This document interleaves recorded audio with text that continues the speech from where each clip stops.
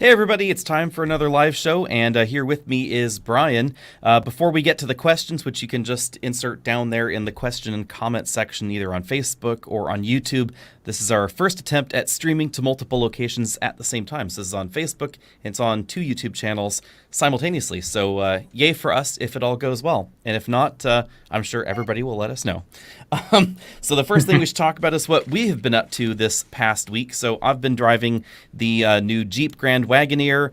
I've been driving the Rivian R1T, the Ford F-150 Lightning, and a Toyota 4Runner. So if anybody has questions about those, you can throw them down there in the comment section as well. And then I was also at a really interesting Brembo braking event that Brian hasn't heard about, so we can talk about that now. I don't know if you've heard, Brian, about Brembo Sensify. They really don't want us to call this brake-by-wire. It was really funny how many hoops they tried to jump through to not call it brake-by-wire when it is literally braking by wire, because there is a brake pedal with a brake pedal force simulator on it, there's a sensor, and then there are wires, so literally braking by wire. At any rate, it does look really cool. So this is a major improvement on primarily ABS brake functionality, but also has efficiency and manufacturing wins for it. So it means that we might be seeing Brembo brakes on non-performance vehicles in the future, which is something that we haven't till this point really seen. Brembo's been very focused on the high-end, high-performance side of the market, and one of the interesting twists about this new braking system is that it has an electromechanical disc brake that can be used either in the front or in the rear of a vehicle in any combination the manufacturer wants to choose, and it pulls the pad off the rotor. So I know we've talked about the possibility of EVs going back to drum brakes because it reduces the amount of friction that you get just rolling down the road.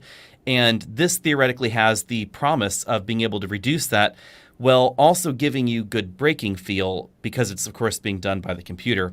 And then because everything has more detailed speed sensors, force sensors, and position sensors, etc., the anti-lock brake actuation is really, really smooth. It doesn't have that pedal jitter that you'd normally find when ABS kicks in.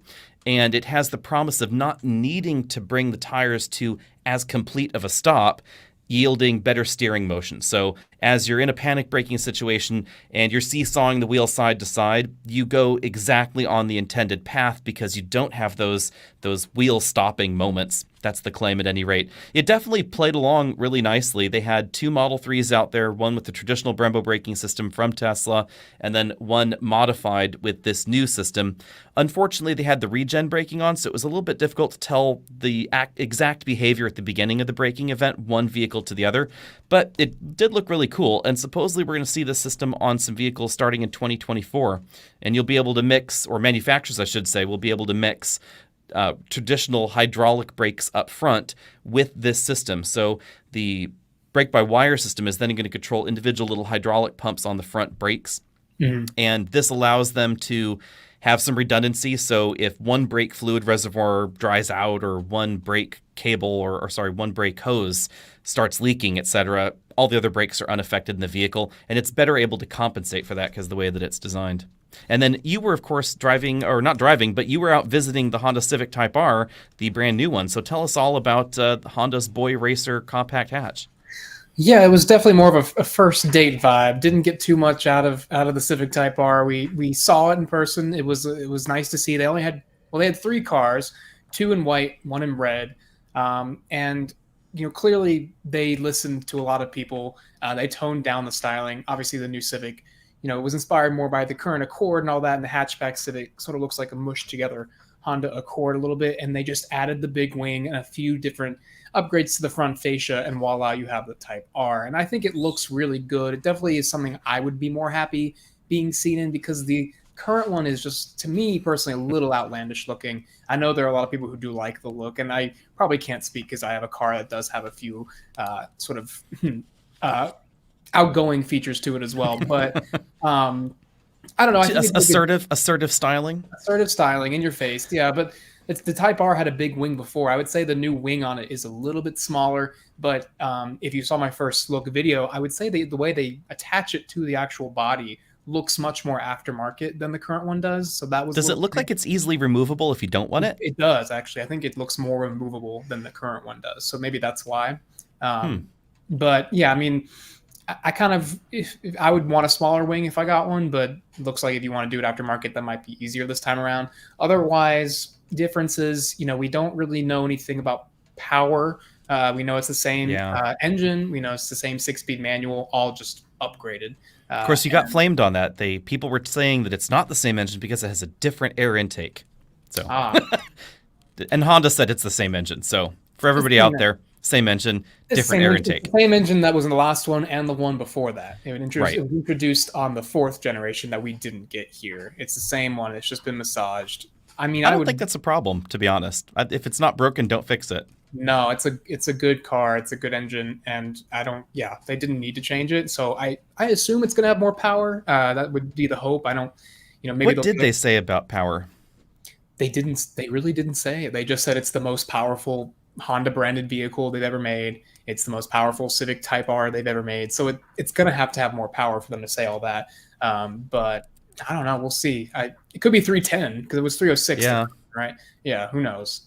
But I liked it. The interior has the same colors on the insides, the red front bucket seats and the black rear seats with the red seat belts. Same new Civic dashboard, except I think the LCD instrument cluster is bigger. It takes up the entire binnacle instead of the partial situation that this, or does the touring regular Civic have a full-size one? I believe it has a full-sized one.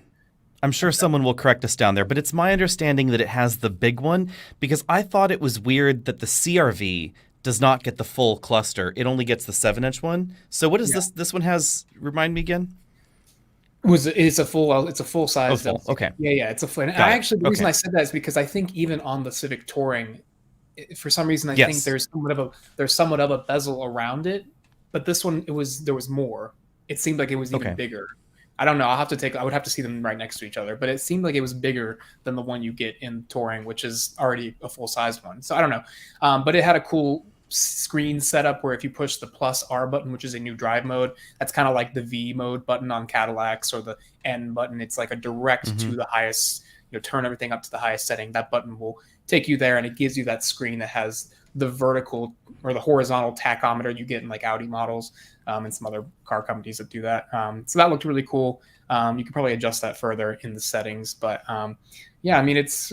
And did they say when it was going to be on sale? This fall, so not too far. Fall. Yeah. So okay, we'll probably get to know more details. So this fall is apparently also when we get to drive the Honda CR-V. And it will be, apparently the launch program is going to be primarily focused on the hybrid model. So I'm going to be interested to see how that goes with them. Have we gotten the invite for that yet? Because people were asking me about that and I hadn't heard about it. They have not set the official date for the hybrid drive, as I understand it. So no, not yet. Okay. Well, it was sort of just like on that same tangent with Honda. It is interesting how, we've seen HRV now, we've seen CRV, we're going to be seeing Pilot. I wonder if Passport is going to return. I have a weird feeling Passport's not going to return this time because I don't see many of them and I don't see the point of them because there's a Pilot Trail Sport. It's not that much more expensive and you get the larger cargo or the third row. I don't know if I see a future for the Passport. That's an interesting question. Let's see how many Passports Honda has sold recently. It looks like they sold 53,000 last year, so I would bet it's going to come back because 53 is not bad. Yeah, for the mid-size segment. It's a pretty easy one to do since it's just a shortened Pilot. So it seems like it would return. Okay. Well, and it's also interesting because the HRV interior was really nice, and I think even for the price, they did a good job with it. But then the HRV, I wasn't there with you to see it in person, but it looks like they somewhat did some interesting rearranging of the content and what you can get for certain trim levels, and it's almost like that one's not as good for the money as the HRV seems to be on the surface. I don't know. Yeah, it's going to be hard to tell because we don't have pricing yet on the CRV yet, so we don't know what it's going to be like. We just know that they have reshuffled the trim levels, so it's going to start with a regular turbo and CVT. Then the next step up is going to be a hybrid. Then if you want leather, you go back to the 1.5 turbo, and the top end trim is now going to be sport touring rather than just regular touring. And that's going to have the hybrid as well. So all the sport models are going to be the hybrid models, which is definitely a shift for Honda on that one. Let's go to Mike's question here. Mike was asking primarily about the Civic Type R, so we covered that one. And then secondarily, can we do the range test loop without the wheel covers on the Rivian? I have to say we probably won't do that, Mike. And the main reason is because it would be another 250 miles on the odometer. And at this point, I'm not sure how long the Rivian is going to live with us or not. We can dive into that if anybody has any specific questions on the Rivian and the Lightning. But sort of in a nutshell, the Lightning still hasn't turned up. Who knows where the Lightning is? It's lost somewhere in shipping, apparently.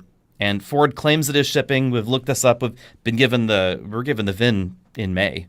So I know that it exists. It has been built. There are pictures of it rolling off the assembly line, and somehow it has just been stuck somewhere, wherever between the factory and here. If it ever shows up in early August, we'll make a decision at that point. We just had the Lightning Platinum in for review, and I was a little disappointed, to be honest, with the Lightning's efficiency and range figures. I was really impressed with the Rivian's range figures, not when towing. When towing, that's a bit tricky. And in the 4 years that it's been since I pre-ordered the Rivian, I think I've had some doses of reality versus the EV towing range in either of these trucks. So I just don't know whether it will work for my particular situation. And as a company use vehicle, because the weird conglomerate that is Alex Notto's an EV Buyer's Guide and the podcast and everything else, it's also tied in with a materials engineering company that is on that side of the wall. And the reason we had a Hyundai Nexo was for pickups and deliveries. So theoretically, one of these vehicles that's swirling around now is going to stick around for a 3-year lease as a company car for pickups and deliveries and things like that.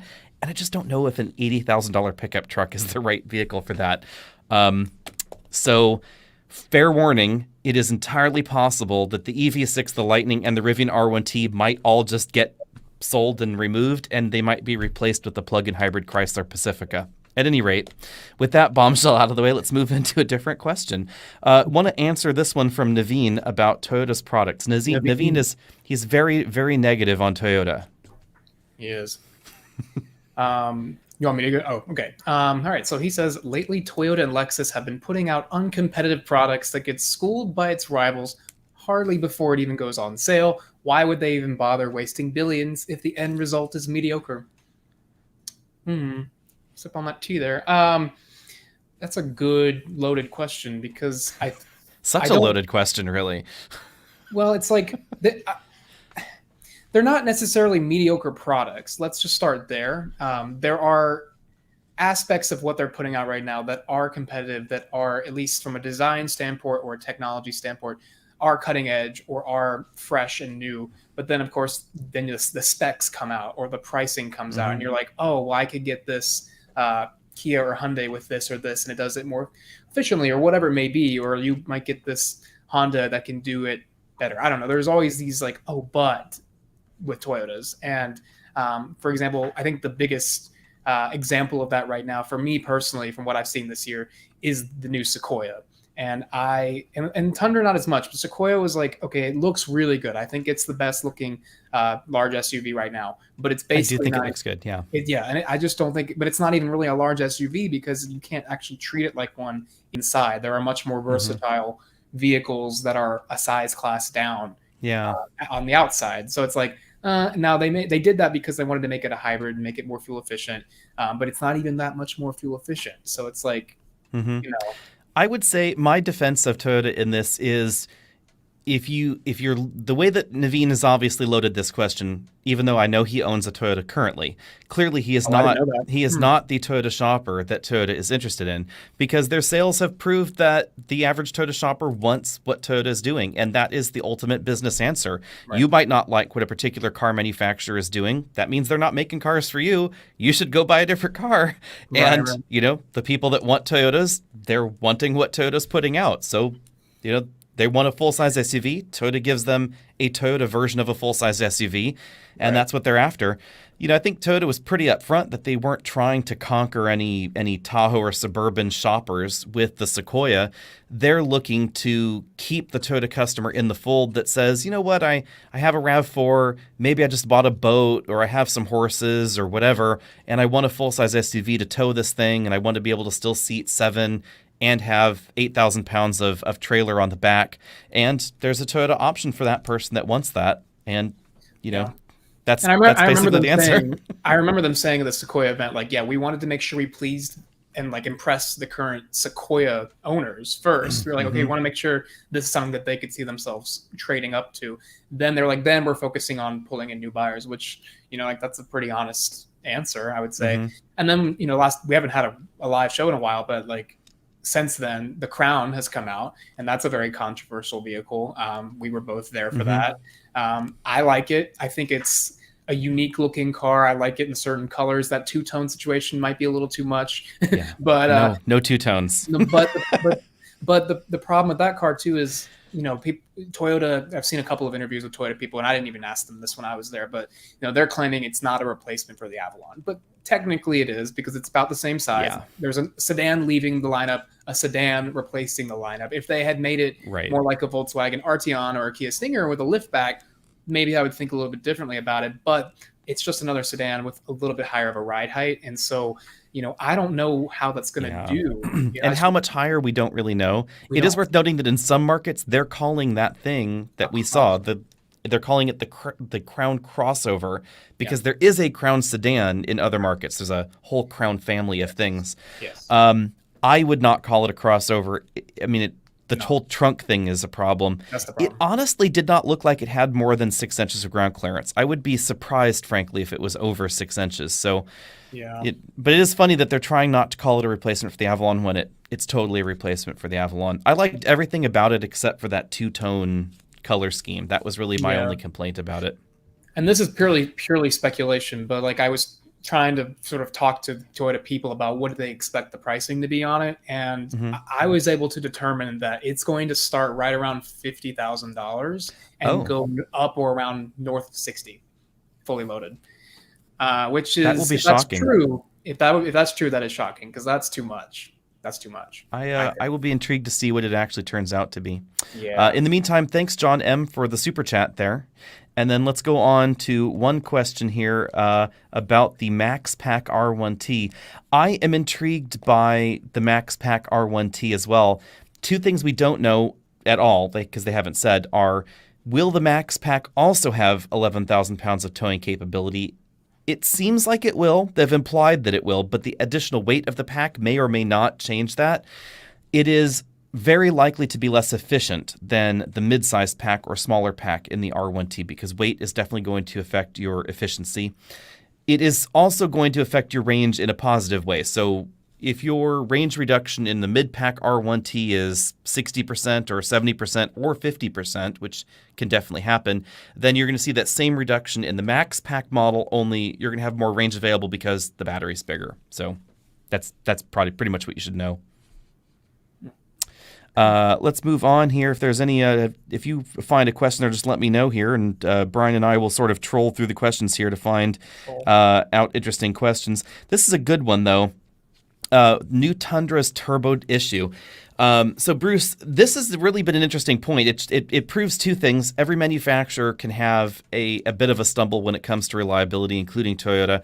But I think it also shows that, at least by the numbers that I have seen, it also shows that internet stories can sometimes blow things out of proportion. So from what I understand from folks that I know at Consumer Reports and other reliability reporting places that definitely have a high percentage of Toyotas in their reporting metrics and data sheets, it has not been a hugely pervasive problem. There was a run of engines that had a problem, but on a high volume product like the Tundra, they found it pretty quickly. It seems like a combination of owners as well as internal discoveries at Toyota found that there was a problem.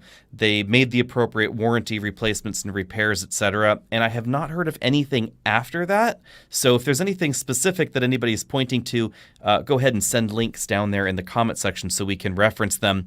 But as far as I am aware from sources outside of Toyota, I'm not talking about Toyota because, who knows how they might try and spin that. I will say that it does appear to be a very, very limited issue. And with any first year of a product, the very first few that come out, there can always be some funky issues here and there. More so with small volume products is the big thing to know. This is a good thing to keep in mind. if you're Jaguar and you build 2,000 to something a year, it could take you years to find a problem. But if you are Toyota and you're building 300,000, 400,000 RAV4s a year, you'll find the problem way faster because there are more people out there. You've built more cars. It's just going to be discovered earlier for some of those oddball problems that maybe only affect 1% of vehicles. It's basically the reason why, if you're looking for a reliable new car, you should avoid the first year and stick with really any of the major car companies out there. Should be just fine. Core models, the models that are the most popular, avoid bells and whistles. If you're not a fan of unreliable features, just don't select the feature. Get manual seats, get manually adjustable steering columns, etc. The more features you add, the more opportunity there is for unreliability. So a lot of people are asking about the Celestiq. I was just starting to check it out before we did the live. It's a last minute live. So I'm looking at it again. You know, it looks good to me. It just kind of looks like a longer, sleeker Lyric. Longer, sleeker. You know, that looks like that's sort of, you can see the very similar design cues, the very interesting sort of boomerang-looking LED tail light on the sides. And yeah, this is, from what we know, it's expected to cost nearly or around $300K. Alex, you said in your Lyric video that, and I apologize, my water heater is making noise behind me, but you said in your video about the Lyric that if they can make that interior into a $300,000 version, that it's going to be worth the money, because that's already a really good interior. What do you I'm think? intrigued. I want to see it in person. It's going to be hand built, which it has the opportunity to mean that there's going to be someone going over each vehicle to make sure the stitching is perfect and this is perfect and that's perfect. But what do you think about the price tag? I think that GM could do it if they want to do it. The two questions in my mind are do they really want it bad enough? And would you be willing to pay $300,000 for a Cadillac? I would be willing to pay that for the Cadillac, because I would not consider myself a brand snob. I don't care about, and I'm not in a position to really, but if I was trying to maintain my sensibility and the way I think about cars, is if it's nice enough, if it has the quality, the features, the tech, and it looks good, I don't care if it's Cadillac, because Cadillac already has the luxury thing going for them. So it's obviously going to be a very, very nice, probably super, super quiet, because you said the Lyric is one of the quietest Lyric cars. was really quiet. And it rode really nicely. I'm sure that the Celestiq is going to be insanely heavy, because the Lyric is heavy. The Hummer is, oh my God, how is anything this heavy? Right. I don't know. I think I would consider it because I mean, what are your other options at 300? Are, you know, they're just Bentleys and Rolls Royces and Mercedes maybe a Maybach. Yeah, because you can get a regular non-AMG, non-Maybach S-Class up over $250,000. So we're talking that range. And then, of course, the super luxuries. And this is going to be a sedan, which I was a little bit surprised by, too. The proportions, we don't know all of the details yet, and I was hoping it would be bigger, but some of these more recent photos, there are people next to it, so it seems like it is a lower, sleeker sedan than I had anticipated. Somehow, I had almost hoped that it would be like the presidential limo, that it would be like the Beast, where it was maybe Hummer underneath and Cadillac Lyric on top, and it would be this ginormous, tall, crazy big sedan. It appears to be more of a traditional luxury sedan size and shape. I mean, perhaps they'll pull a Hyundai Ioniq 6 on us and really change the proportions on the real thing, because this is still just a prototype. It's not the production or anything, but it could be a little bit different. But yeah, it definitely is smaller looking than I thought it would be. And some people are commenting on the rear overhang. That is a big rear overhang. But I mean, overall, I like the shape. It looks decent and unique in the segment. And yeah, somebody also mentioned that they've had concepts in the past of vehicles in the similar vein, like the CL, Mirage, all these ones that never became cars. So like you said, they can do it. And like some people are saying, they can design the car. It's a matter of, can they convince people who, you know, like let's say you were in the market for something like the CT6. Well, no one bought the CT6, and partially because it wasn't nice enough. I think it wasn't like that interior. It was good, but it wasn't like what you're getting now on Lyric. I think I think the bigger problem with CT6 was its size, and I think this also affected Lincoln's Continental. So a large portion of full-size luxury sedans are purchased by executive transport companies, limo drivers basically. And this goes for Mercedes as well with the S-Class. A huge percentage of S-Class sales in the United States go towards transportation companies. And there's been a mass exodus of sedan purchases in that segment to the Cadillac Escalade and, oddly enough, even just a regular Suburban. Black Suburbans somehow have taken the place of big sedans in the luxury segment, including S-Class sales that used to go in that direction.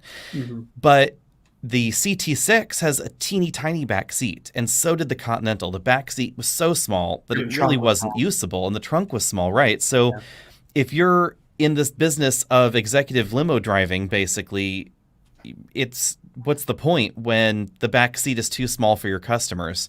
So I think that's where a lot went wrong. They just that kind of customer, they bought some Continentals, none of them bought the CT6. And the ones that did buy Continentals regretted it, and then Lincoln tried to substitute the town car, which was the rebadged MKZ thing with the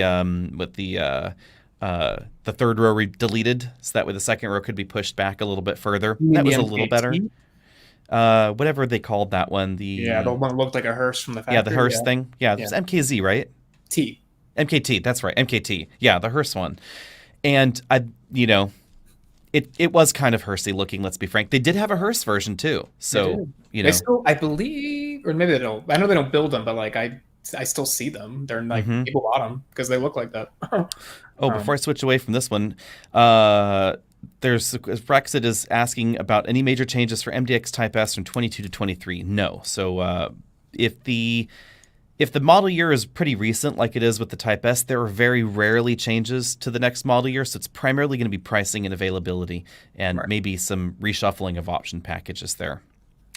Yeah. Let's see here. What do we think about the assembly quality of the new Grand Cherokee? Well, you should stay tuned because Brian's going to be driving the new Grand Cherokee shortly, the 4xe one again. And I would say Stellantis build quality generally is pretty decent.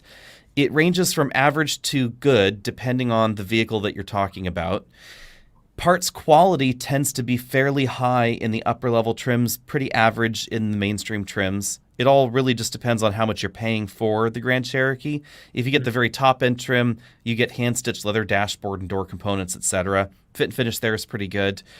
If you are the kind of person that is really, really nitpicky and you want to make sure that when there's a laser cut opening and there's a button in the opening that it's perfectly aligned, the Grand Cherokee components that are done that way are not going to be as good as a Lexus.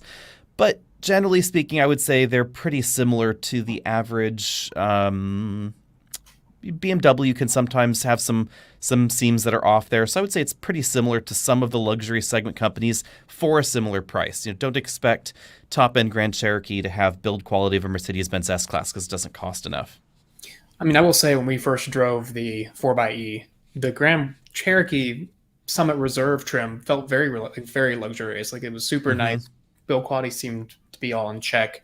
Really soft leather everywhere. I mean, yeah, like you said, if you're paying in the upper echelon of what you can get for a Grand Cherokee, then it is very nice. But you can be down there at the lower end, and it's not going to be nearly as good. It's still good, but my problem with I still have my experience with their new Uconnect system with the Grand Wagoneer I had, which I need to have that remedied. I need to get like another unit because mine was just a disaster, and I don't think we had any problems with it in the Grand Cherokee. I don't really think we were messing with it too much, but it seemed like it was fine. I would need to use that system again because I think their older versions of Uconnect were snappier and worked a little bit more reliably than the new system, which is a tangent, but I'll be driving it briefly at the end of the month, so I'll try to see if I like it still. We'll see. I currently have the Grand Wagoneer in, and we haven't had the same issues that you had. There are some interactions where it could be snappier, but I would say it is significantly faster than the Lincoln and Ford systems. So I would like a slightly more responsive touch display occasionally. Most of the functions have been fine. It's never crashed or anything like that. But you stab a button and it's 1, 2, and then the option shifts kind of a thing. Yeah. And in a Ford Lightning, or a Mach-E, when you first turn it on, you're trying to stab a button and you're like, stab, nothing. Wait, stab, still nothing. And you're just like, nope. Yeah. Nope, we're not ready. Nope, still not ready. And sometimes it can be a good 20 seconds before everything is booted up and you can do your thing. So I would say not as responsive as iDrive or Mercedes, whatever they're calling it now. What is Mercedes calling it? It's not Command anymore. MBUX. Yeah, MBUX. And pretty similar to Audi's system, which I have not really paid attention to much lately, but we recently had a Q5 and an RS3. And I have to say Audi's MMI system doesn't seem to have aged as well as I had thought it had aged in my head. Yeah. iDrive 8, which is for some reason receiving some bad press. I like iDrive 8 just fine. It's definitely more sluggish than the competitive German products. I'm trying to think of what would be the best one right now. I mean, I guess it is Mercedes system I like, but it is so convoluted at times. You have to really dig to find certain functions in there. I don't, I mean, they're all kind of like that at some level, but yeah, I'm looking forward to seeing if Uconnect improves for me. Okay, so Elliot's asking, this is an interesting question. 3 models from the same brand becoming 3 different models of the same category. I think it's the commonality of them, how many you see. Right. They are very common, I will say. I don't see many Model X's because obviously that's a much more expensive vehicle, but in Atlanta, Model 3s and Ys just roam the streets. They just are everywhere here. And yeah, I guess that's because a lot of people still think, a lot of the general public, if you're not counting people who are watching this live with us right now, or people who would not be tuning into this kind of content, and especially if you go on Facebook, you find people on there just in general who think that Tesla is the only company that makes electric cars. They literally think Tesla is the only one. And I'll point out to people oh, no. You got Hyundai, you got Toyota, you got Honda soon, you got GM coming out with so many cars, and all these other companies, and they're just oh, well, it can't be as good. Why would you say that? What is your basis? And they think it's because Tesla was first, and that I don't know, they just think that it's the only option, that's the only one they can even consider. And then when I show them, oh, here's the other option, in my opinion, it looks better, it has similar range, or any of these other comparable specs, then they're like, oh, well, how much is it? And pretty much everything that's in the similar size class as Model 3 and Model Y is less expensive right now. Yep. Model Y has gotten way too expensive. Model X has gotten too expensive. I believe Model 3 now starts in the high 50s. I think Model Y starts in the mid 60s. Or maybe I'm even below. I'm undercutting it, but Model 3 is the least expensive. Model 3 is a little bit less expensive than that. It's let's click their 40, order button here now because we can answer it. It is 30. That's after potential savings. 46,990 is the rear wheel drive one. Yeah.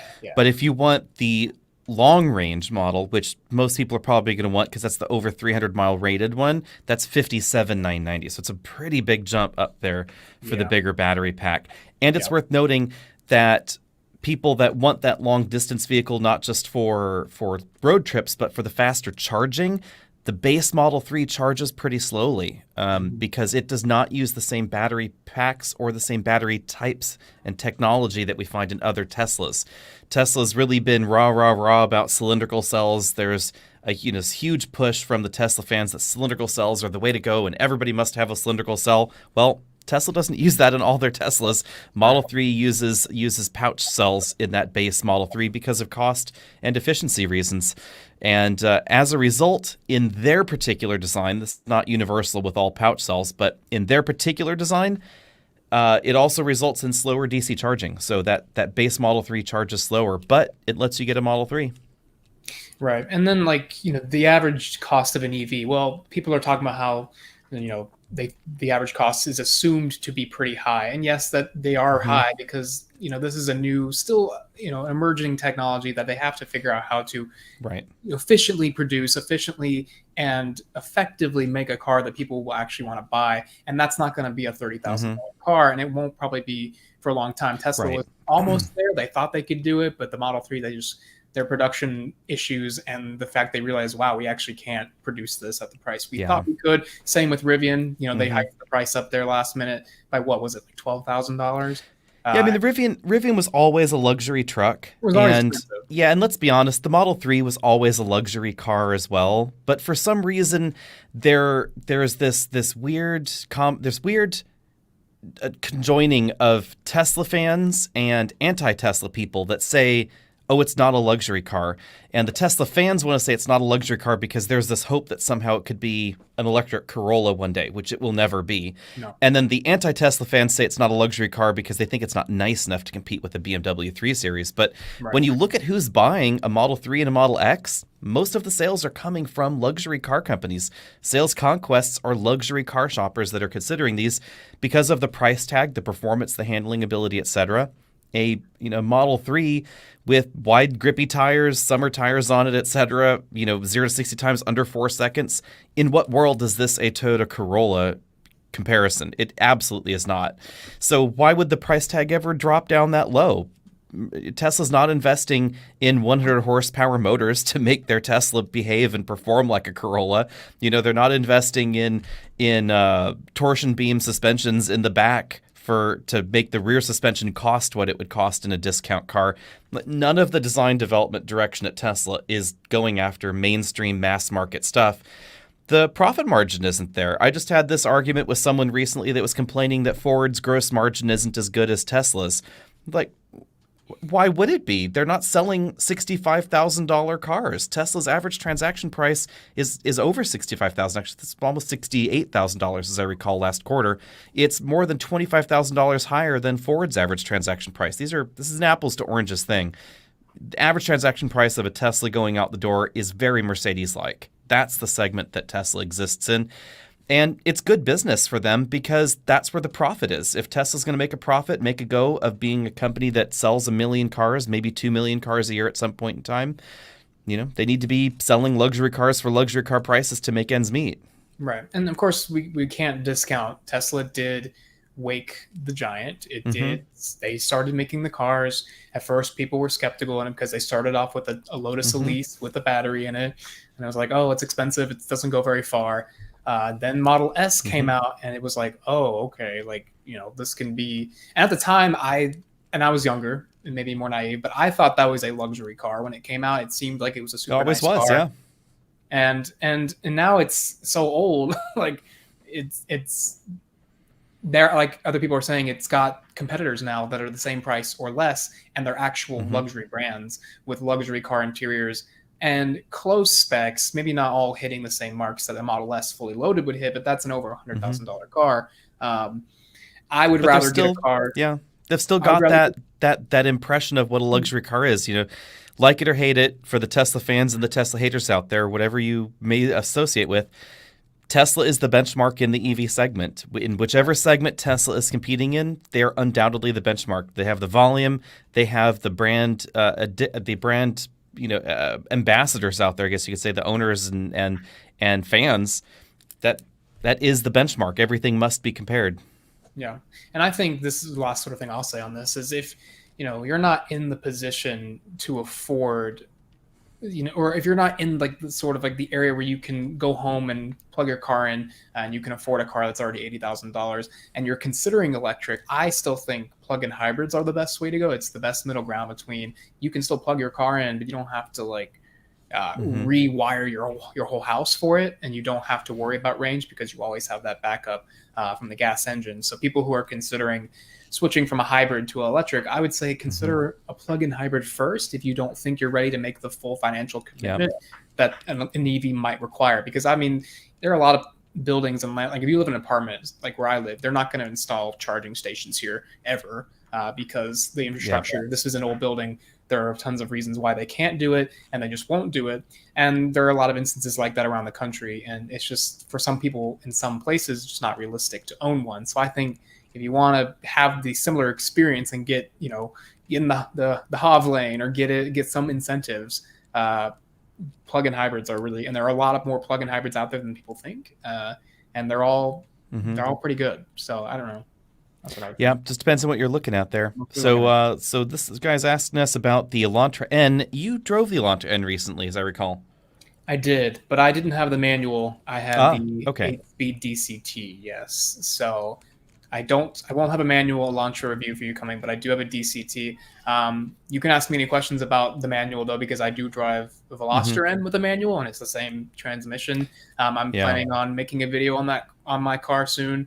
I've had it for over 3 years now, so I need to make like a ownership update video. So stay tuned for that. I'll talk about it in that video if or slash when that comes out. But yeah, there will be an Elantra N review, but it's the automatic. Honestly, Right. the automatic's really good though. So Yeah. Looks like he's primarily asking about the seats here, which I would true. agree lower back support is a little bit lacking. So if that's an issue for you and you really like the car, you can get an aftermarket back support. But Yeah. definitely keep that in mind. Spend a lot of time at the dealer if you can in the car and really decide if that seat's comfortable for you. I would say it's the new those N-Light bucket seats. They have quite Hmm. serious bolstering to Hmm. them. So yeah, definitely sit in one, decide for yourself. But I don't know, they work for me. Yep. Here's a good question from Drew. We do have some videos on the Volkswagen Arteon. I don't have anything on the refreshed one, though, I would like to unfortunately. do the new one. Yeah, Yeah, I really want to see that.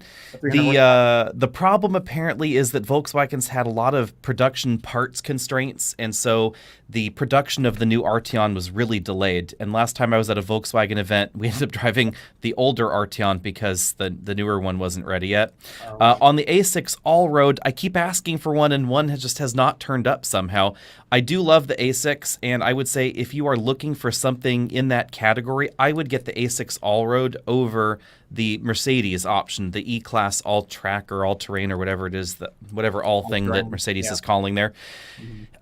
Whether or not I would get it over a V90 cross country, that is a little bit trickier. If you like a more comfortable ride and you like the air suspension, get the all-road. It has the full four-corner air suspension. It's really well priced also, I would say.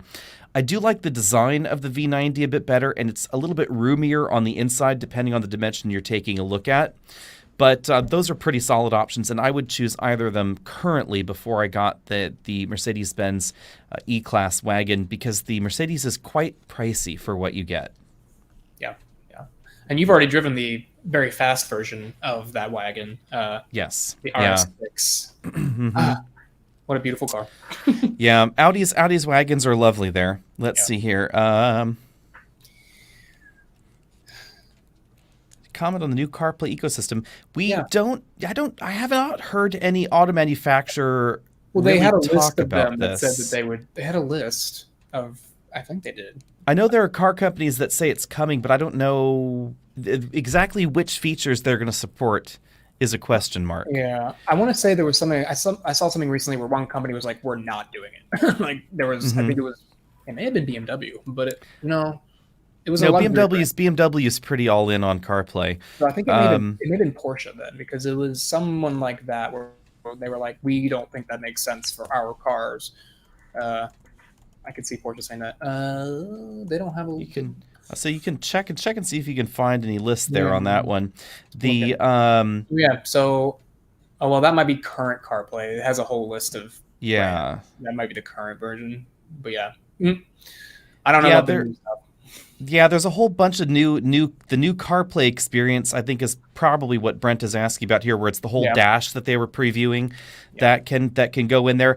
I would not be surprised if Ford was one of the first vendors that would do that, because there have been some spy shots out of, for instance, the new Aviator and Explorer, at least in China, having a big dash-to-dash display. There was a list of car manufacturers that would support at least some subset of these new features in their new vehicles. Ford and Acura were among them. I'm looking here on the list here. I'm sure that there's going to be a more up-to-date list coming at some point soon here. But I will say that it's going to take a lot longer than we might think, because Apple announced support for multiple CarPlay displays. 3 years ago, I think, is when that support was announced. It's just now happening. Yep, just now happened. So they said with this update that won't be hitting until 2024. So yeah, So I would assume that it's probably going to be that similar, like 3 years, maybe 4 years, till we actually see this kind of thing maybe in a new car. Who knows when it will be? But BMW, for those that don't know, BMW's iDrive 8 is, as far as I know, the only and the first system to support multiple displays with CarPlay in a limited fashion. It's not quite what Apple was initially showing, but on iDrive 8 equipped BMWs, you can get an Apple Maps map display on the instrument cluster while you're doing something else on the infotainment system with Apple CarPlay. So you can Waze and Apple Maps at the same time, or Apple Maps and do something else, but you cannot move Waze or Google Maps to the other display. Apple supports it, BMW does not for some reason. So Apple allows you to have multiple displays with anything that you want on any of them, but for some reason, BMW's implementation of that particular functionality only puts the Apple Maps thing over there on the instrument cluster. I do wonder if Kia. Oh, did I lose Alex? It's just me, guys. I I wonder if Kia or Hyundai will be the first, because they were the first to do regular CarPlay. There we go. There we go. Sorry about that, everybody. I disappeared for a bit.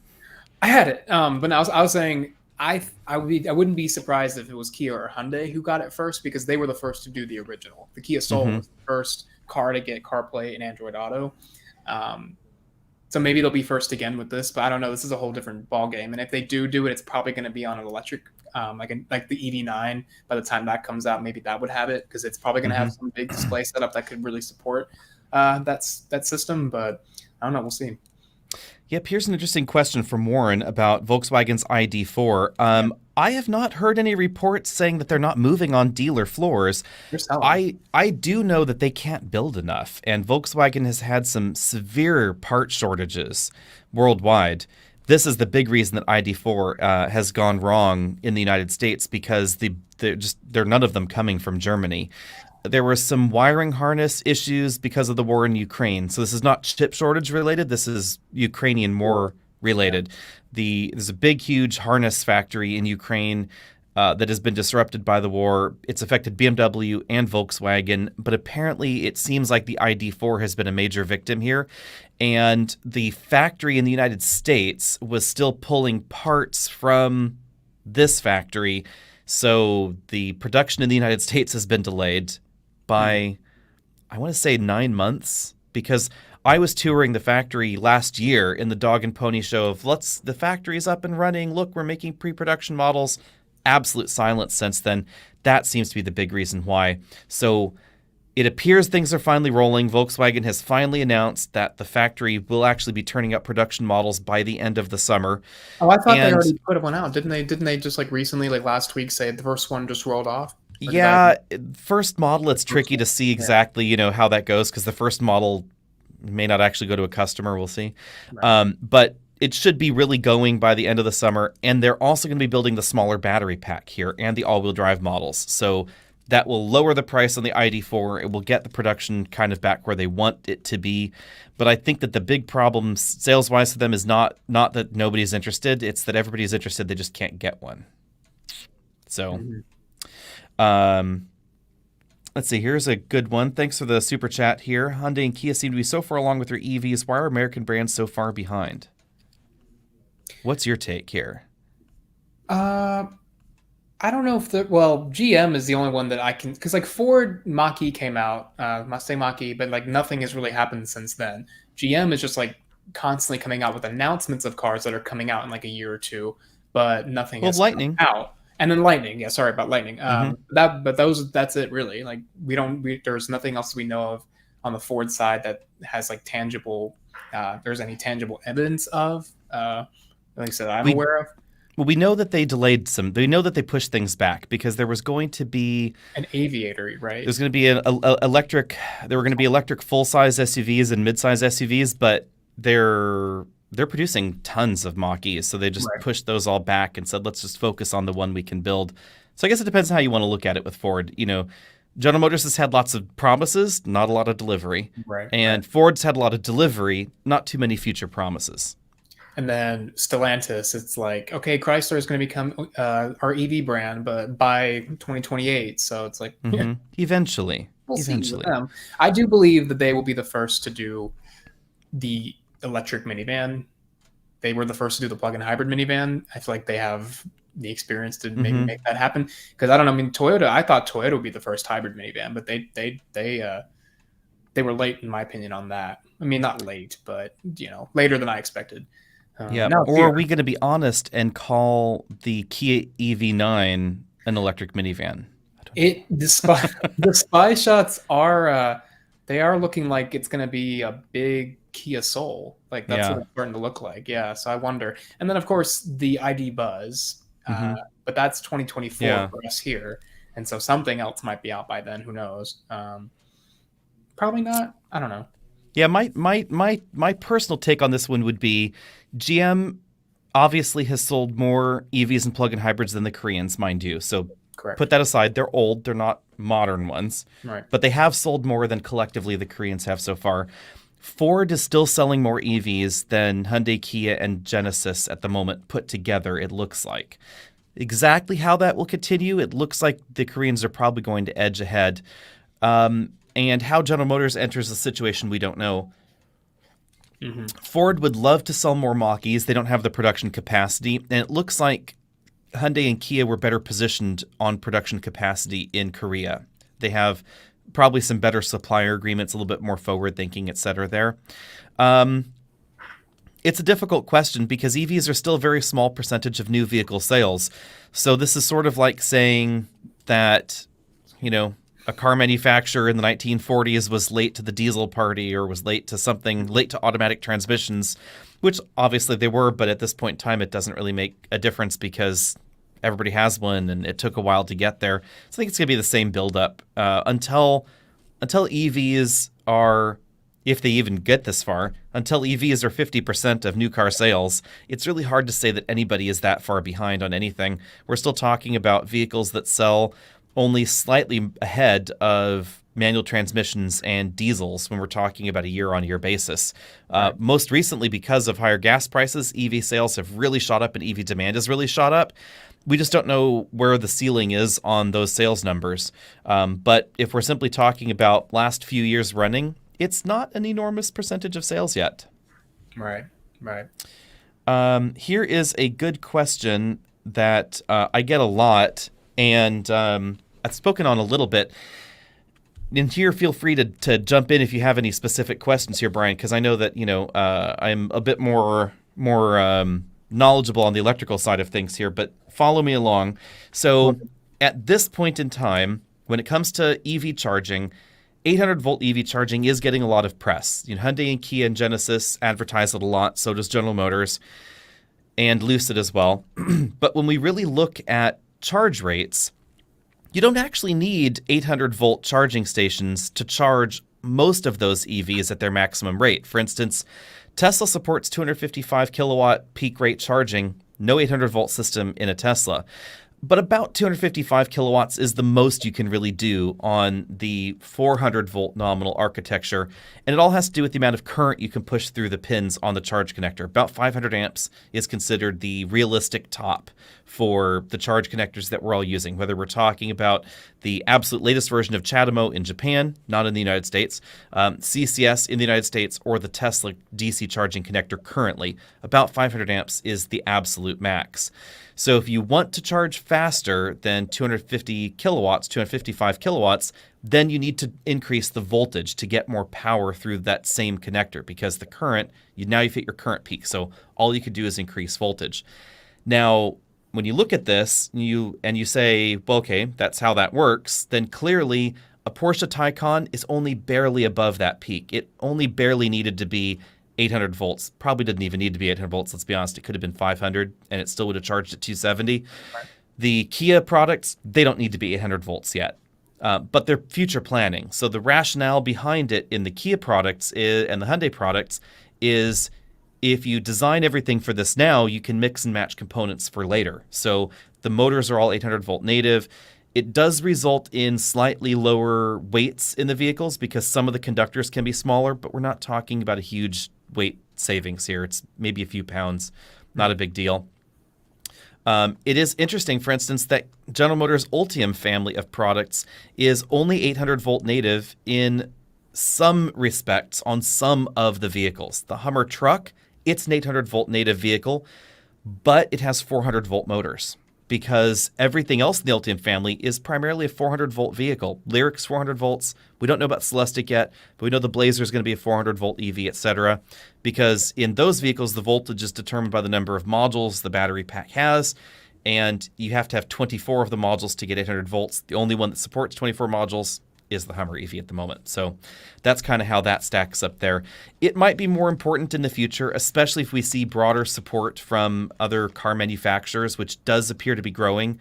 Volkswagen Audi Group has said that their newer vehicles are all going to be moving in that direction. So we are not going to be seeing a continuation of the battery platform that we find now in the ID4, etc., or in the Porsche Taycan and Audi e-tron GTRS, whatever we call that. We're going to be seeing some new platform that has been retweaked around, probably some combination of them. Hyundai, Kia solidly on the 800-volt bandwagon. We don't know what Stellantis is going to do yet, to be honest. And Toyota has said stay tuned because they don't think that DC fast charging is as important to their customer base as others. It does appear that Tesla is going to move in that direction in the future, and we don't know exactly what that will look like. It will obviously require a rollout of newer DC fast charge stations, perhaps some bit of a learning curve in comparison between stations that support it and don't support it, and whether or not a connector has to change, etc. So some of that's a little uncertain on that side. Good to know. Let's move along here, and let's see. I want to go ahead and cover the Porsche question here. Okay. All right. Better weekend car at 2014 Porsche Cayman S or 12 Carrera, 911 Carrera, for only 7,000 more. When it comes to older Porsches, if you can get a 12 911 for 7,000 more, and you're willing to spend 7,000 more, I would just do that. Because the 14 Cayman is not going to be nicer. It's a lesser vehicle. I would even, I know the Cayman is considered, 718s and all that are considered like the most fun to drive Porsches, but I'm the kind of person that I wouldn't want to drive that car because I know a 911 is nicer on the inside. If I'm already going to be paying for a Porsche, I want the nicer Porsche. That's just me. And it sounds like in that situation, if you can spend 7,000 more for the 911, that's what I would do. But, and everyone's always going to ask why you couldn't afford the 911. Right. Exactly. Next up, we have another super chat here. Thanks for that. 2023 Type R reserved. The dealer will only make me buy accessories for $3,000. That's an interesting requirement. I've never heard of that. Like, yes, there's going to be a dealer markup, but you have to buy accessories as the markup? That's the markup, yeah. Still interesting. Equally drawn to the M240i. Young and single. So, Brian, what would a young and single person get? 240i or Type R? Do you plan on being single forever? Because I feel like maybe... I don't know. I love the 240i. Like I just had the 230i, and I've driven an M2. I've driven an M3 40i, but I've driven only the 230i. So combining knowing what I know from the M2 40i to the package of the 2 Series, I would love that car. It's going to be really fast, really fun. If you don't need much space, it's it still has a trunk. It has a back seat that you can put people in. But if you want to like expand your circle a little bit and you want to have people in the car all the time, it's not going to be the easiest option. The Type R probably will be more fun to drive because it's not going to be as heavy, I would assume. The M240i is pretty heavy, I believe. Like it's not light. It's not light. Light. Still fun, still very fast. It will be faster, but and nicer. It's a BMW interior, but I don't know. I think it really was. You want to roll your own gears. That's the other thing. You have to do that with the Type R. You can't do that with an M240i. If you're willing to spend even more and wait a little bit, the M2 will probably be manual, but that's going to be way more expensive. So I don't know. It depends. If you're going to that first date, which should you pull up in? What would you pull up in? That would be the thing. Yeah. M240i would look better. The new Type R would be better than the old Type R to pull up in on a first date, I would say. But still, that wing might be like, oh, you're one of those people. I don't know. Go with your gut on that one, I'd say. And let's see here, Defender or Bronco? Oh, this is an interesting one because they're currently an LX 470 And owner. this is actually a very interesting question because I know somebody at Lexus who says, and I'm not going to name drop her and not confirm this as fact, but he said he's seen the new GX, the upcoming GX, and he says, and I quote, that it's going to be a combination design wise of new Defender, Toyota FJ Cruiser, and the original LX, which is a very interesting combination of vehicles. But I have a feeling you should wait and see what that turns out to look like. I don't know, but if that's true and it doesn't look like ugly, that could be a really interesting car. And he also said it's going to be very off-road oriented this time around. It's going to have 33-inch tires from the factory is what he said. And this is, again, speculation. I don't know. But if that's all true, I would say wait and see what that turns out to be like. That all sounds right because the Lexus GX is, of course, the Land Cruiser Prado internationally. And so internationally, it's had a lot more off-road bits than have been sold in the U.S. So, and with the Land Cruiser going the way of the Dodo Bird in the U.S., the LX and GX have had to pick up the slack. But we do know it is going to be body on frame still. So definitely different than the Defender. Right. If you've had a Lexus and you like Lexus reliability, probably neither of these options is going to be right for you. But I would bet that the Bronco is going to be more dependable long term. It's not going to be as nice as a Defender, though. It does drive better than a Wrangler. It's more on-road focused than a Wrangler. But, the Defender is lovely. I do quite like the Defender. It's probably going to be broken a lot, let's be honest. Yeah. And then you've got the new 130, which is like too long. Looks kind of dumb. Kind of like Grand Wagoneer L. A little too long in the back. But let's see here. Taylor is asking us best highway cruiser for 15,000 used, solely focused on quiet and comfort. Avalon. I think Avalon's resale value is a little high, so you might have a better deal on a quirky product that didn't sell well, like a Kia Cadenza, or which would, I think, fit the bill there as far as quiet and comfort. Or you could try, what else could they get for 15,000 used here? Maybe, like, if you don't care about reliability, a Volkswagen Phaeton. You probably would have troubles with 15,000 used. Phaetons have gone up. I found them around there, and they're high mileage. How many? High mileage. That might be a little. Yeah, I guess be very risky. Taylor, let us know what kind of mileage you're willing to live with. Azera, somebody just said Azera. Yeah, the Hyundai Azera, depending on how far back, like a 2014, that generation was really good. Yeah, the Azera stopped earlier though. That's the only thing with the Azera. You're not going to get as recent of a one. Because the Azera got canceled first. Then the Cadenza lived on for another generation, and then a refresh, then got killed. Yes. So refresh for 1 year. Refresh for 1 year only. But that's pretty comfortable and quiet inside. Yeah. Most likely, there's going to be some K900s kicking around that are going to be nice and quiet from Kia as well. It's another thing that did not sell well at all. Maybe Lincoln MKZ or. Lincoln MKZ, I think MKS is going to be a better, quieter car. Probably, yeah. So there's a good one, MKS. Buick has been out of the sedan. Someone's asking about Buick. Buick's been out of the sedan game for a bit too long on the larger sedan side. So they did have the smaller Verano for a bit. And I liked the Verano a lot. It wasn't exactly quiet. Oh, it wasn't? Because I thought they marketed it as like the quietest car in that class. I mean, it's not a quiet class though. The compact category. I wonder if you could get Lexus ES is probably also the same resale value problem. Yeah, high resale value. Maybe like an older Acura RL or an RLX.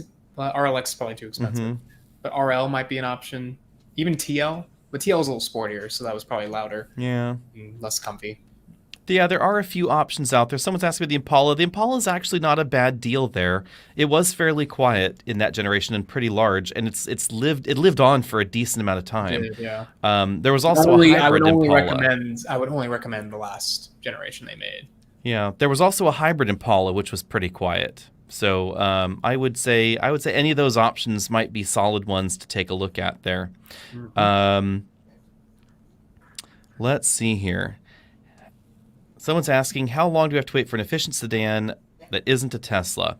The Ioniq 6 is probably going to be your closest best bet here. Yeah. Unless, would you count Polestar 2 in that, or is that too expensive? I wouldn't call that an efficient sedan. Yeah. It's also not, it's not affordable either. No. I mean, the higher performance versions of the Polestar 2 get pretty expensive. Yep. And that family of electric vehicles from Polestar and from Volvo is not efficient at all. Interestingly, this is a handy one to know. I like them all. I like the Polestar 2, I like the C40, I like the XC40, but if we're talking efficiency, then a Polestar 2 is only minorly more efficient than a 7,100-pound Rivian R1T truck. So, well, yeah, Ioniq 6 is supposed to come out here beginning of next year, so that would be how long you'd have to wait for that.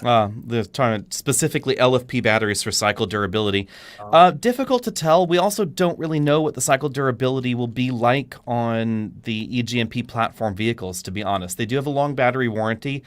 Exactly how that really translates out, we don't necessarily know because vehicle manufacturers treat their batteries differently. And this is one key thing to say. So on Teslas with LFP batteries, generally speaking, they let you use more of the battery than they do on their other battery chemistry vehicles. So exactly what the durability and dependability will be like long term is uncertain because it all depends on how you use the battery. So, Tesla's letting you charge and discharge and cycle that battery more, so it may not actually have as many charge cycles, or it may be very similar in terms of its durability charge cycle wise as the NMC batteries, etc., that they're using in the other vehicles. For viewers who don't know what that stands for, can you explain it really quickly? Yeah, it's the battery chemistry. So lithium iron phosphate batteries are a different technology that is growing here. So there are a bunch of different lithium ion style batteries. I will let everybody just do their own Googling on that. They're all under the umbrella of lithium ion batteries. And so the exact chemistry it varies from batteries that are in your smartphone to your laptop to plug-in hybrids to full EVs, etc. And some chemistries are more durable than others. Some chemistries are more energy dense than others. Some are more expensive than others. So exactly which blend of features you're interested in determines which one is right for your application. That's probably the easiest way to explain this. So, for instance, some of the challenges around these conflicting desires for modern EVs are why we see some manufacturers using a blend of different battery chemistries. Ford, for instance, appears to really be trying to transition to LFP batteries for cost and cycle life and packaging as well, minorly. And it appears that Tesla's pretty dedicated to using both. So they're using LFP batteries in their less expensive vehicles to help reduce cost, and different battery technologies in other vehicles for improved charging times. And that is one big difference. LFP batteries, you can't charge as rapidly. They have greater cycle durability in that you can charge them more fully and you can discharge them more fully as well, but you cannot go from either state as rapidly as the more cobalt-heavy chemistries that are out there as well. So hopefully that gives people a little bit of an idea there. So everything has pros and cons. Let's see here. Oh, that's a question I would love to know an answer to, because it's about time. Like, what are they waiting on? Like, it's got to be a supplier thing, right? It's got to be someone who's like, well, our screen wouldn't support it, or like, what? I don't know. From what I have been told, and this is this. Admittedly, we're in the realm of rumor here. Yeah. What I have been told is that there is no hardware support difference between them, but the software is not there yet, and it doesn't seem to be a huge focus for them, apparently. And I would love to maybe hear from people, do you use CarPlay wirelessly or not? I never do. In vehicles that support wired and wireless CarPlay, I always plug the phone in because I want it to charge. Yeah, it won't charge. It won't charge if you do wireless. Yeah, and battery life, especially if you're using the snazzier, newer features of CarPlay, you need the you need the USB charging because they will really drain batteries rapidly. In the BMW iX and i4, I noticed that over the road trip range test that I do, which is a 5-hour drive approximately, in both of those vehicles, I didn't have the USB cables to just plug my phone in, and it wanted to connect wirelessly. So I let it connect wirelessly. I put my phone on the charging mat, and after 5 hours, I had about 20% less battery than when I started. So the wireless charging just can't keep up with the multiple display thing, especially. So if you're doing, Google satellite imagery on one display, and Waze is running in the background, and you're playing your tunes, and then the Apple Map with directions is on the other display, I mean, it's just using more power than a Qi wireless charging mat can supply. So Right, and if people were here at the beginning of the stream when I was talking about my issues with the Grand Wagoneer and Uconnect and all that, that was a wireless Android Auto issue where if you're familiar with new Jeep Interiors and specifically Grand Wagoneer, where it has that touchscreen that's also a cover that automatically opens and closes to reveal the cubby underneath, that has the wireless charge pad down in there.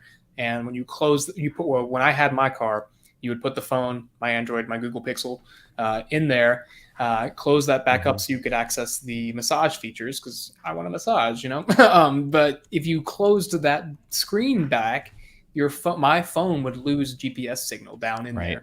So you couldn't do the maps, either Waze or Google Maps. You couldn't do any of those maps on Android Auto, and that's not supposed to happen. And I've talked to the Stellantis people, and they said it's not supposed to do that. Clearly, it's not supposed to do that. So hopefully, it was just my unit that I had. But yeah, there are reliability issues with using it wirelessly. But I know some people just commented saying that they use it.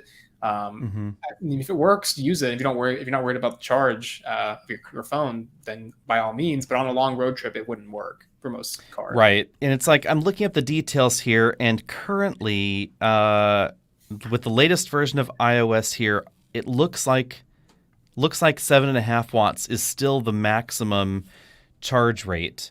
Someone can update us down there if there's a different one here. Let's see here. But most cars, it looks like MagSafe can do 15 watts. So that could be your best bet. But it depends on the phone type. Some may be down there at 12.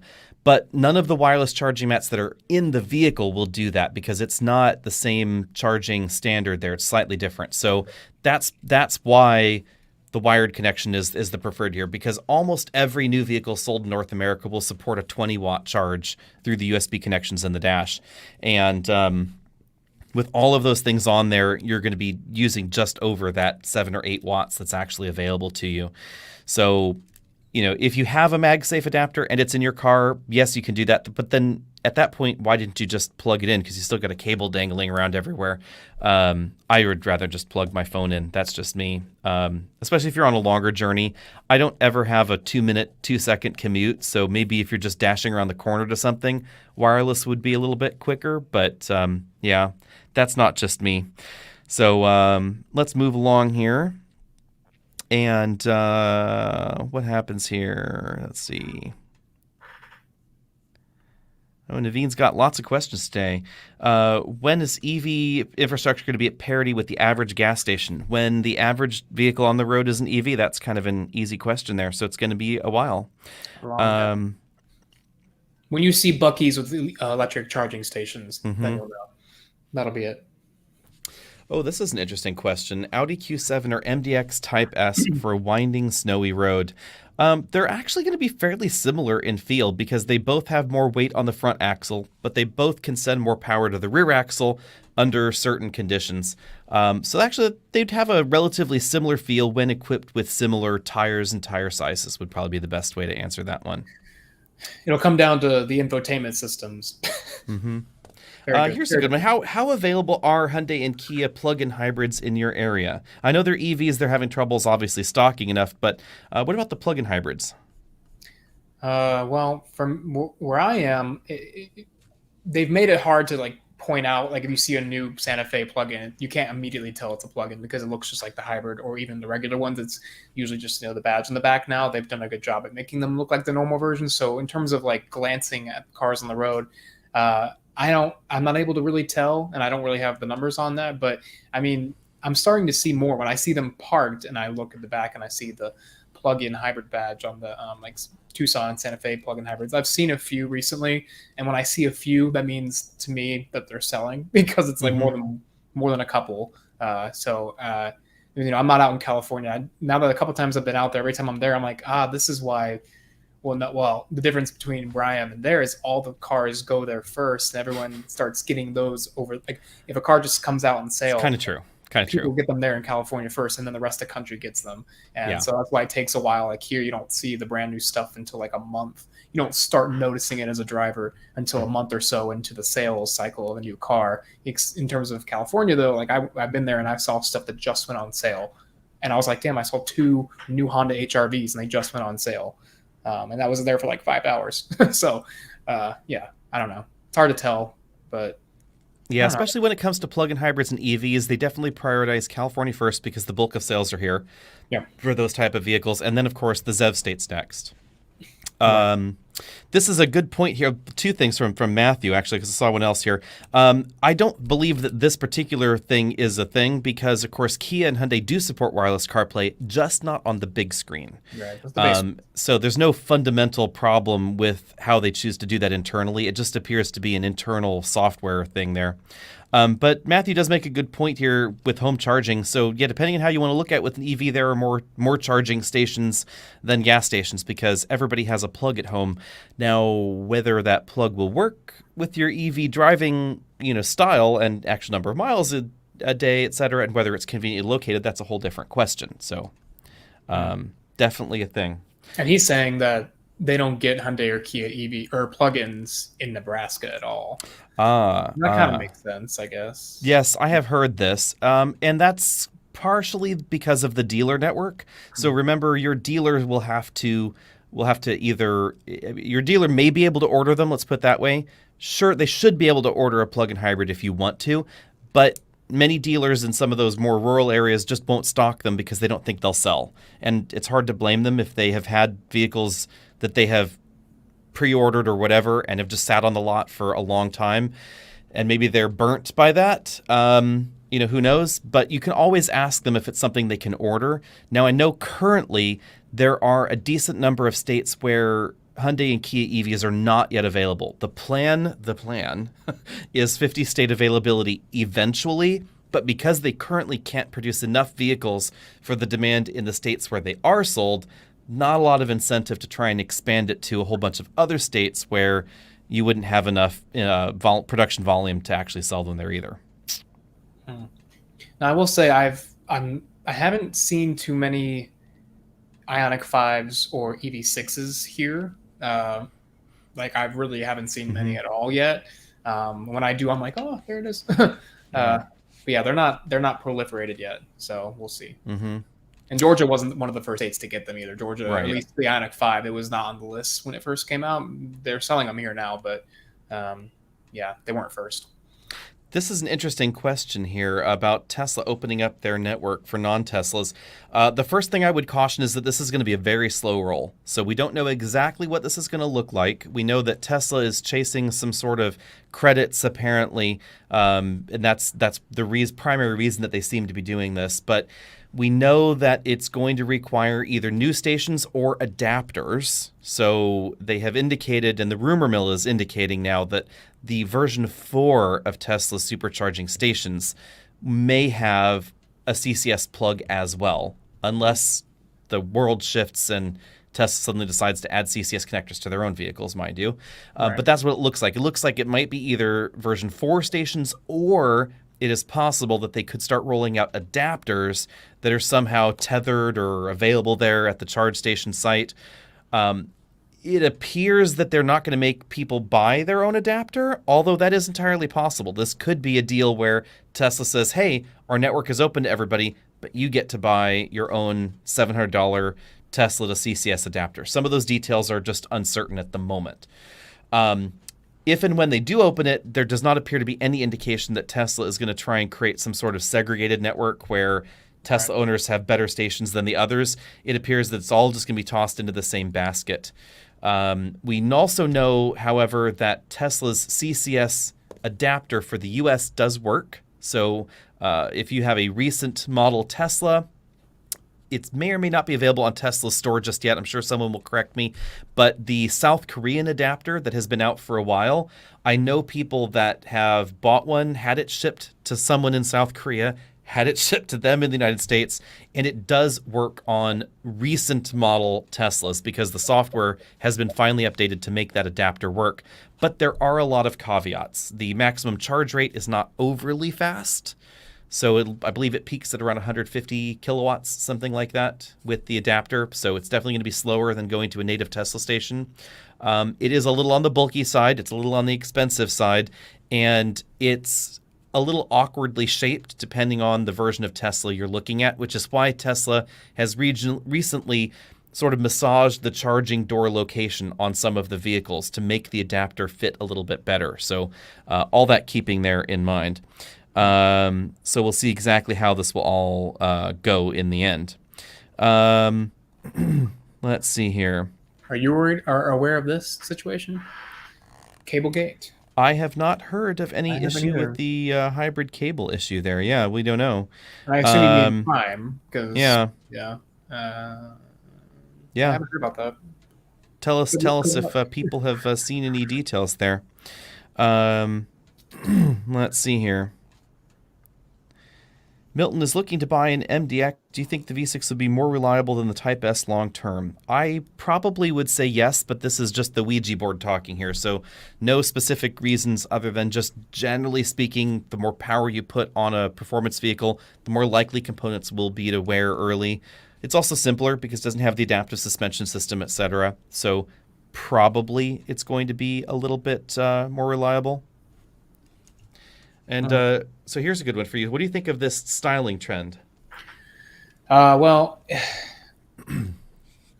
another person or another company that's going to do it, I think, is Audi, because that upcoming, I believe it's the A6 e-tron, has been spied with that split headlight look that we've seen on like Genesis GV6 or not GV Genesis G70. That refresh kind of had that look, like Toyota Mirai. That's that looking split. Looks like Audi's going to do that, but in terms of the actual headlight being lower, down where you would expect the fog lights to be, I mean, I don't know if there is, other than a design choice there, I don't know if it was a like, oh, it makes more sense for safety for it to be lower. I will say people do complain a lot about I know Hyundai and Kia are notorious for this, but their rear turn signals being down the bumper. I know people hate that. But it's like my argument for that is like, well, you're not supposed to be so close to the car in front of you that you can't see the bumper. They teach you that in driver's ed. So I mean that, I don't know. Like, so a quick Google indicates that everybody is following in the footsteps of the truly atrocious Fiat Multipla, and that was the first modern vehicle with the separated turn signally daytime running lamp headlight thing. And if nobody knows what a Fiat Multipla looks like, you should A, count your blessings, and B, Google it, because boy, is it weird. And then the second one was the Aztec, which I do recall was very strange looking as well.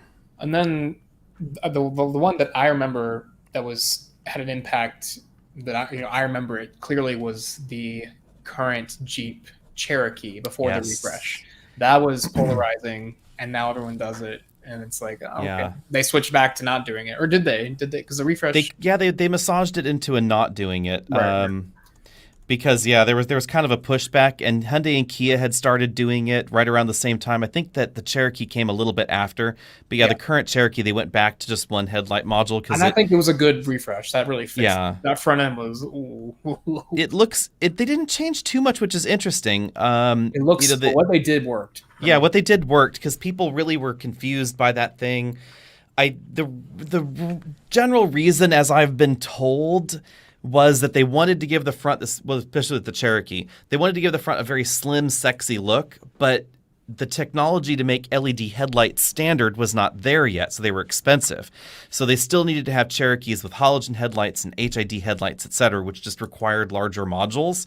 And so they couldn't have the slimmer module up top, which they wanted, so they just stuck LEDs up top and then had that weird frosted smoked headlamp thing below. It looked okay in darker paint colors, but it looked really weird if you got a white one. Yeah. Yeah. All right. Good question coming up here. Here's a good question. How do we buy cars without paying the huge dealer markups? Always just hunt for a dealer that does not charge dealer markups. They exist, they are there, and everybody should support them. And if everybody ran away from dealers that charged markups, maybe we could squash the dealer markup. Yeah. Very, very rarely do we go to a dealer that is aware of, that we run Alex Autos and we're buying something. The one exception here is now the Lightning, and I went into the Lightning with Ford not knowing that we bought the Lightning, then got the login notice that there was going to be a $10,000 dealer markup, and then I quickly put my principals in a drawer, closed the drawer, contacted Ford, and said, so about this markup thing. And Ford then went to the dealer, et cetera, and everybody claims there's going to be no markup, but we don't have a Lightning yet, so I cannot verify this. But I will say that dealer was on a list that had committed to no dealer markup, and supposedly other people have purchased Lightnings from that dealer with no dealer markup, so we'll see if that's actually true.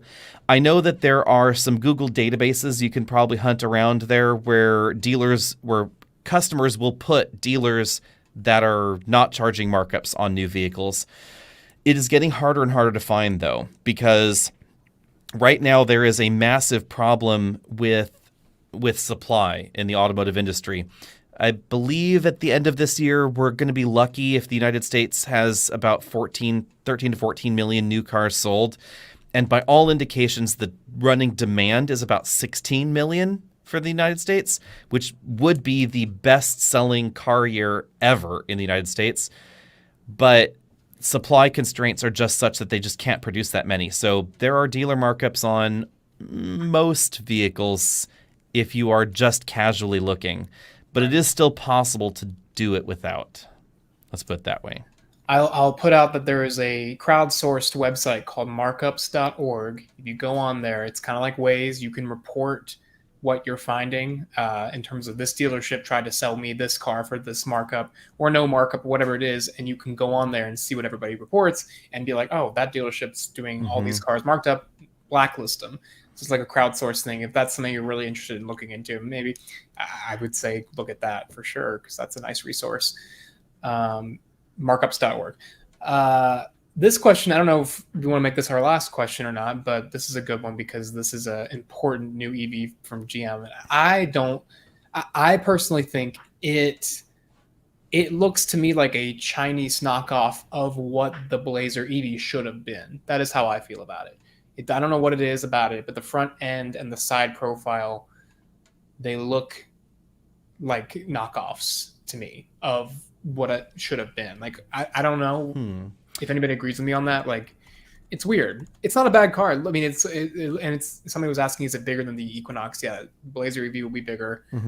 Definitely a little bit bigger. Looks like it's going to be a little bit Mach-E sized and a little bit boxier in the back. Yes. Yeah. And the interior looks really nice. You got Super Cruise. I think all their new EVs are going to have Super Cruise. So that's good. And I like that they stuck with the circular air vents from the current Blazer. Right. I liked that element. But yeah, I think it's also also things we don't know. Like it appears that the most range is going to be most likely with the front wheel drive one. And that is a weird twist. Yes, that there's going to be a front wheel drive one, a rear wheel drive one, and an all wheel drive one, depending on exactly what you're looking for. But that over 300 miles of range is most likely going to be the front wheel drive one. I wonder if you'll be able to. Oh no! Actually, correction here. Just one quick correction. They said actually the 320 miles is going to be the rear-wheel drive one. The RS, right?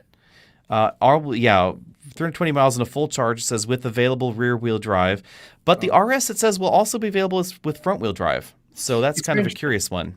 Yeah, but I wonder. Clearly, I mean, I would assume having it, you got, like, say you got an LT2 in front, whatever the options are. For example, LT2 in front wheel drive, theoretically, couldn't software be hacked to make it rear wheel drive if it already because it's going to have different motor units. Just one motor in the front. Yeah, just stupid. But if you had all wheel drive, the all wheel drive one, potentially you could do that, right? I guess maybe. Yeah, what we don't know is, are they going to have any sort of motor disconnect feature?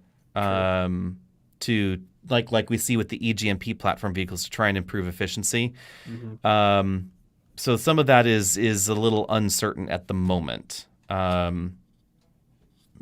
They could go either way. They also haven't talked about DC fast charging. I don't see anything on this list here as far as DC fast charging. I don't think they said anything in their press release either about how fast it might charge. I don't think they did.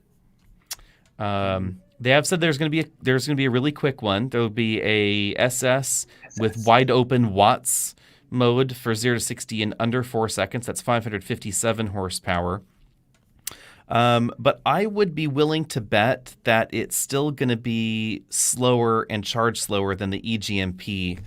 No, they're pointing out. I think vehicle. I did say it. 190 kilowatts will be the max. I think. Okay, yeah. So it's going to be pretty similar to the Cadillac Lyriq then, most likely. This is basically the battery pack. Yeah, is very similar to Lyriq. It's the Lyriq, yeah. And as a result, since it is roughly dimensionally similar to the Lyriq, it does have a station wagony vibe because it has the low roof line, long stretch thing. I kind of think it looks cool. I kind of like the wagony vibe. We'll see what it's like in person, I guess. Yeah, we weren't there. Here's a good question to end with. Are we going to miss gas cars? No, because they're not going away. Right. I will be perfectly honest. I like the theory of EV cars. You know, I'm a firm believer in transitioning towards greener vehicles, lower emissions vehicles, but I am under no illusions that there is going to be. That was a really bad time for him to cut out, guys. I wonder what he was going to say. Oh, here he comes. Here I am leaving my own live stream again. Apparently, if you swipe left on this thing, it just goes away. Anyway, but I'm under no illusion that that gas cars are going away anytime soon. There are too many vehicle types where customers aren't interested in them. There's so low customer demand. Then there's also just reality. Having a heavy-duty truck, having an F-250, 350, actually do those sorts of things with a battery, it's just we're not in that world of capability at the moment. Those kinds of vehicles are probably going to have to be hydrogen or something else, whatever that future technology might be. Affordable vehicles, also tricky. You know, we're a very long way away from a Nissan Versa or a Toyota Yaris or a Ford Focus priced vehicle that is an electric vehicle. It just doesn't seem rational at this point in time.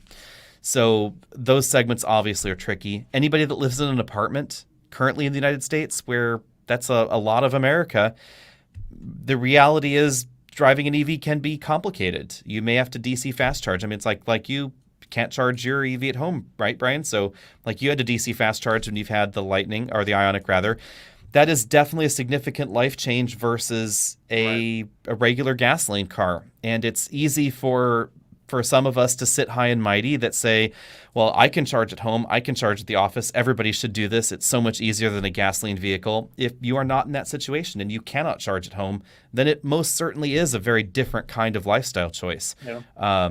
If you are a homeowner, if you have an employer that either pays for your charging or allows you to charge at the office, honestly, it's super easy, and it's probably going to be easier to adapt than any other gasoline car because you'll never visit a gas station again unless you road trip. You charged at the office, charged at home.